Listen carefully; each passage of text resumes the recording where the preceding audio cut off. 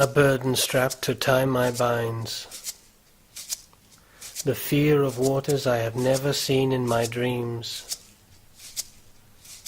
Dressed of courage to face my captors. Give me a rattle to sing my death song, for even if I live, I will taste no more the sweet pumpkin, the roasted corn, and soft beans. I will smell no more the scent of familiar woods and smoked hickory. My greased-up hair will shine no more under the rays of a friendly sun. Give me a rattle to sing my death song, because no one will remember my name over the days to come.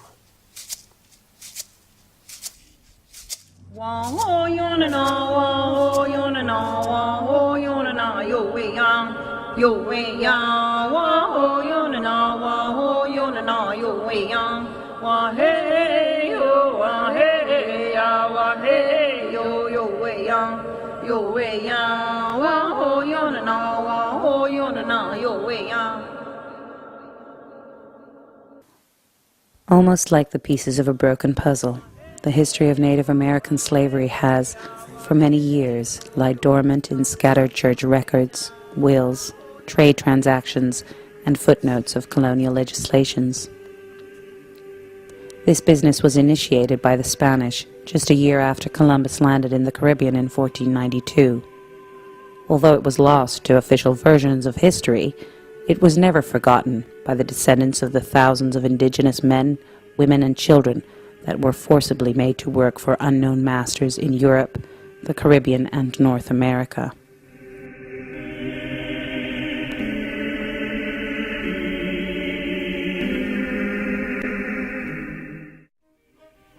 Up until the mid-18th century, when Indian slavery was replaced by the importation of Africans, every colonial power that competed for the supremacy of North America used indigenous slaves for mines, fields, and construction work. This pre-African slavery experienced by the indigenous Americans at the hands of the French, the English, and the Spanish followed the vagaries of political and economic interests at the core of very different colonial strategies. If you want to understand the beginnings of Native American slavery, you have to understand the juxtaposition of the three European colonizing strategies in North America. And they were the fur trade in the Northeast, the plantation system in the South, and the Spanish mission system in Florida. The trade in Indian slaves connected these three colonial strategies. As northern wars for fur-hunting territories sent displaced Indian groups to the south, local plantation owners armed them to hunt for slaves amongst the tribes living in the Spanish Florida missions. One of the most poignant examples of the disruption of Indian slavery on native groups can be seen through the Appalachian Indians. When the English colony of Carolina developed in 1670, very shortly afterwards, the Appalachee became a primary target for Indian slave raids from Carolina. By 1704, the mission was devastated by these slave raids, and many Appalachee were killed. A vast majority of the remaining Appalachee were sold into slavery in Cuba. No sign remained of the Appalachies' flourishing culture after the incursions of the English and Indian slave traders. Their temples were burned down, their magnificent council houses were destroyed, and their fields were abandoned. What was once a powerful nation of more than 6,000 people was reduced to a handful of scattered survivors. The trade in slaves proved to be so profitable that Carolina's English and Scottish slavers and their Indian allies pushed themselves deep into Spanish and French territories to hunt for captives. In a letter to Charles Spencer, Earl of Sunderland, written by Thomas Nairn from South Carolina on July 10, 1708, we learn, Your lordship may perceive by the map that the garrison of St. Augustine is by this war reduced to the bare walls.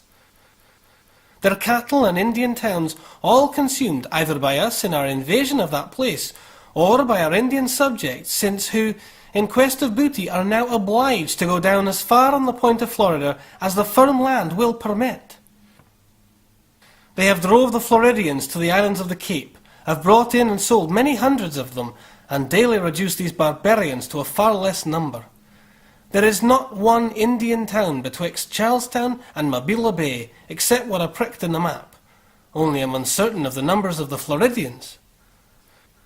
Our friends, the Talapuis and the Chickasaw, employ themselves in making slaves of such Indians about the lower parts of the Mississippi, as are now subject to the French. The good prices the English traders give them for slaves encourages them to this trade extremely, and some men think that it both serves to lessen their numbers before the French can arm them, and it is a more effectual way of civilizing and instructing than all the efforts used by the French missionaries. The trade in Indian slaves was a vast enterprise that stretched from as far west as Spanish New Mexico to as far north as the Great Lakes. Virtually every tribe living in this large area was involved in this commerce either as a supplier of captives or as middlemen. The Caddo traded Lipan Apache, but the Caddo don't really seem to keep slaves. They just kind of trade. It's down the line trade, so to speak. After that, where you have the first count of slaves is more people like from lower Louisiana, the Washoe, the Chawasha, the Chitamacha, people like that go into Mobile. By the time they're settled up here and the system is well entrenched in the French trading system, the primary source of slaves was coming from the West.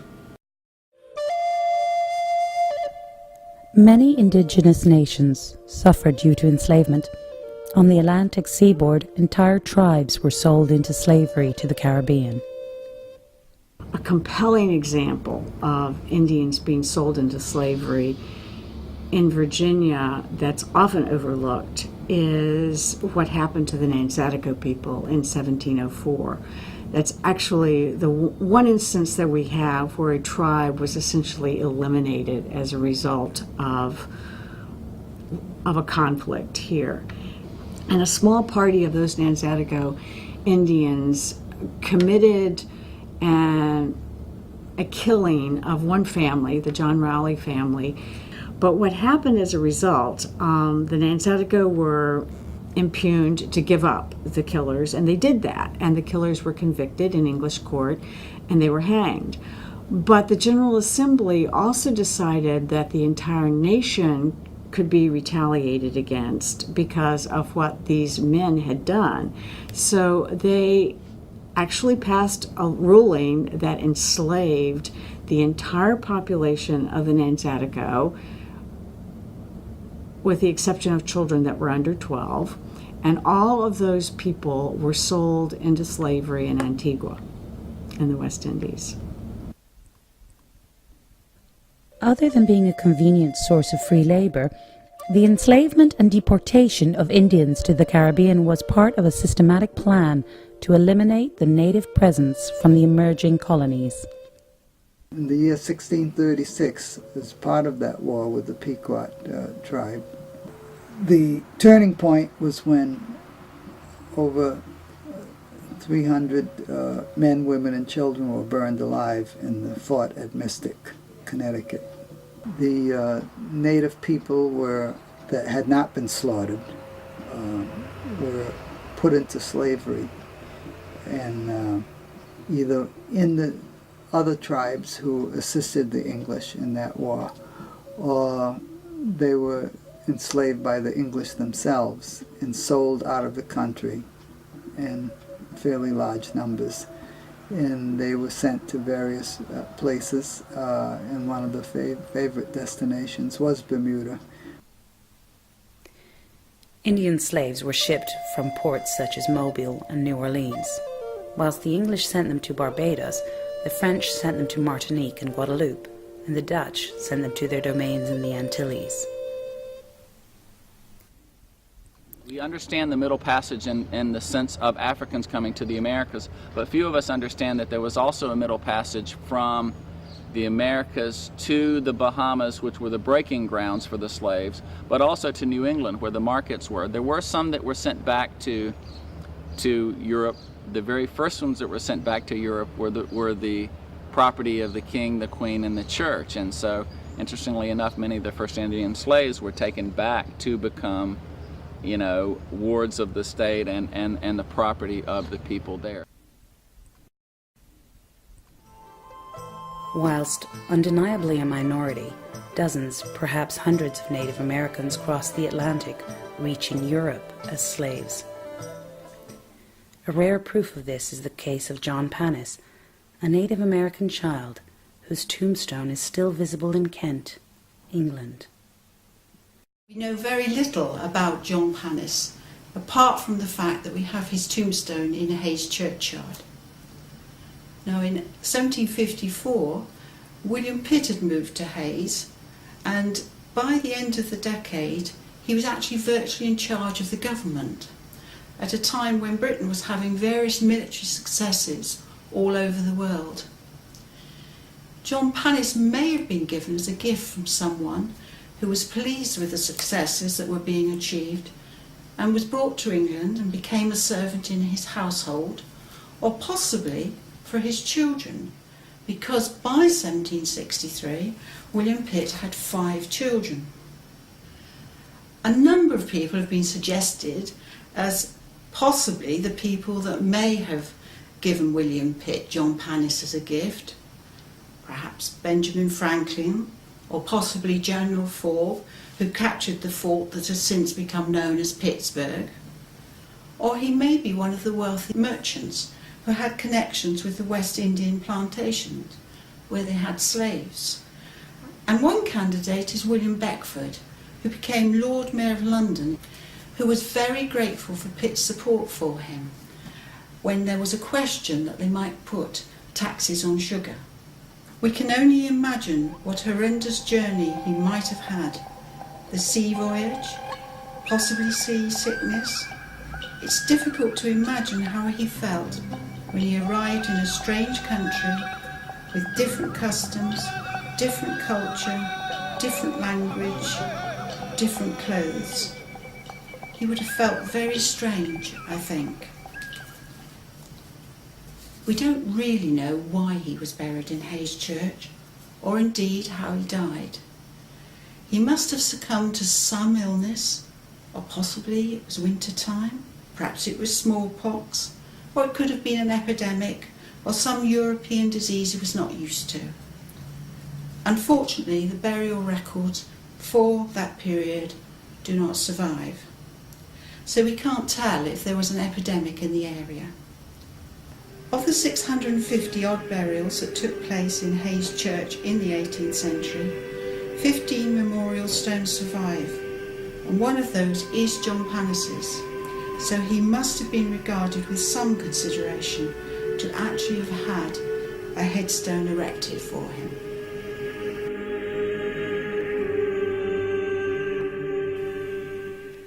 Between 1650 and the beginnings of the 18th century, as many as 50,000 Indian slaves had been sold by the English alone to their colonial outposts in the Caribbean. But these numbers are incomplete because many transactions were unrecorded due to the heavy taxation put on slave cargoes.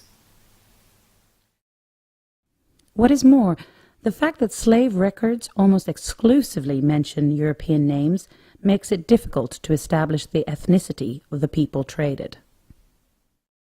For the most part, the greatest source of information comes from the Catholic Church records, and they very rarely have even ethnicity, much less prior name.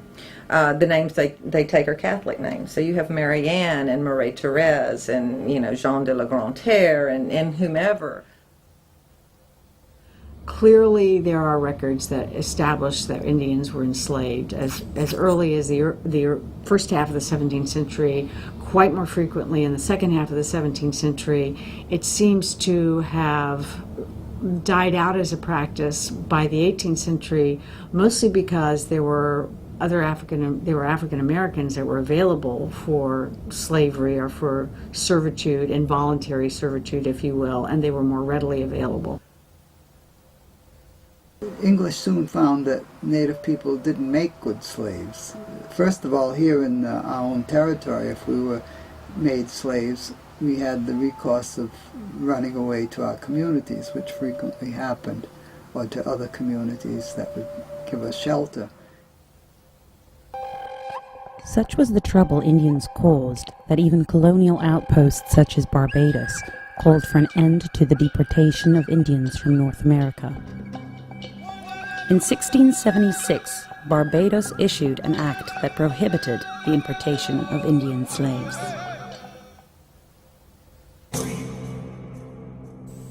This act is passed to prevent the bringing of Indian slaves, and as well as to send away and transport those already brought to this island from New England and the adjacent colonies, being thought a people of too subtle, bloody, and dangerous inclination to be and remain here.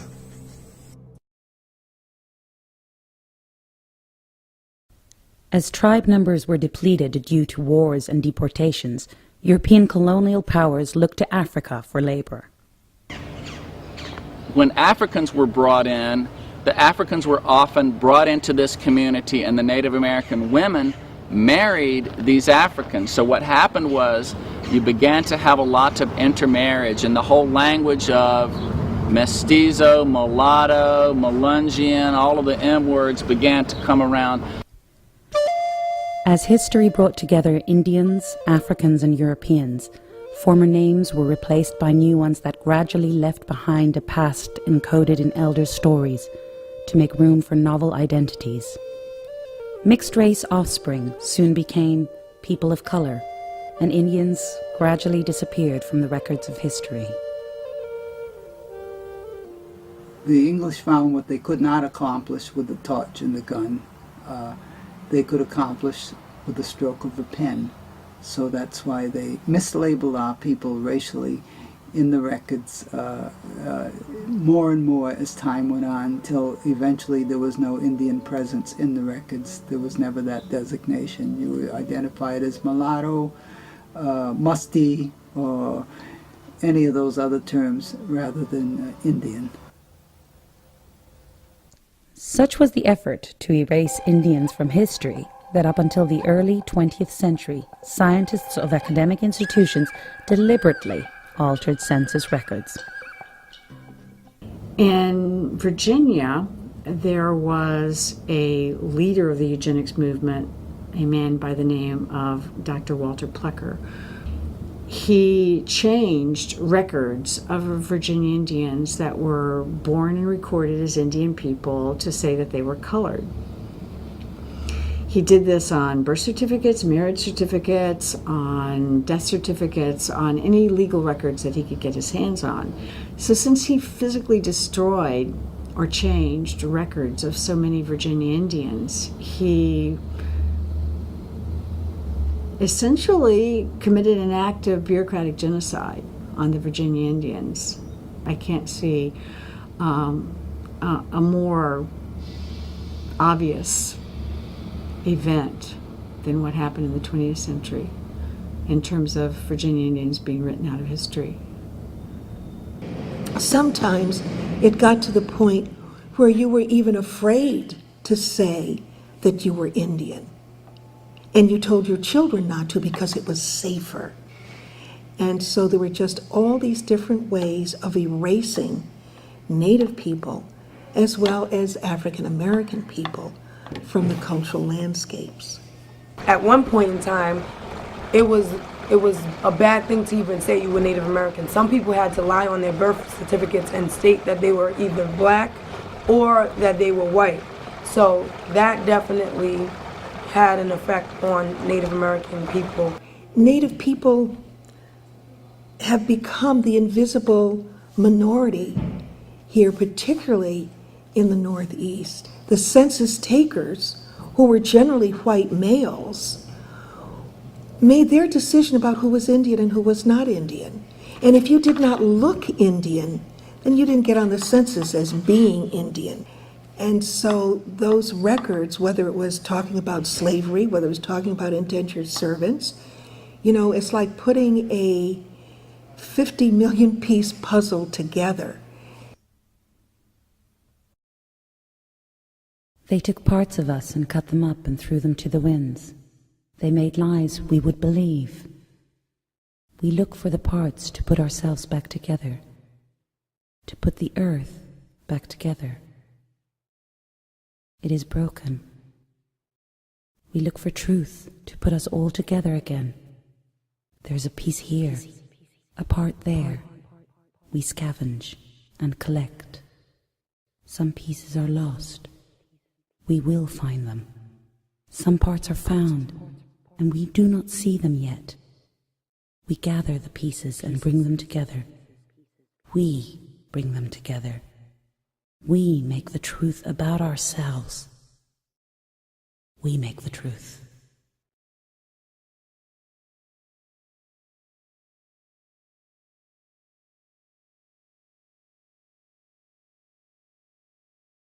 Wah yona na, wah yona na, wah yona na, yo we yang, wah yona na, wah yona na, yo we yang, wah hey yo, wah hey ya, wah hey yo we yang, wah yona na, wah yona na, yo we yang, wah yona na, wah yona na, yo we yang, wah hey yo, wah hey ya, wah hey yo we yang, wah yona na, wah yona na, yo we yang, wah yona na, wah yona na, yo we yang, wah hey yo, wah hey ya, wah hey yo we yang, wah yona na, wah yona na, yo we yang.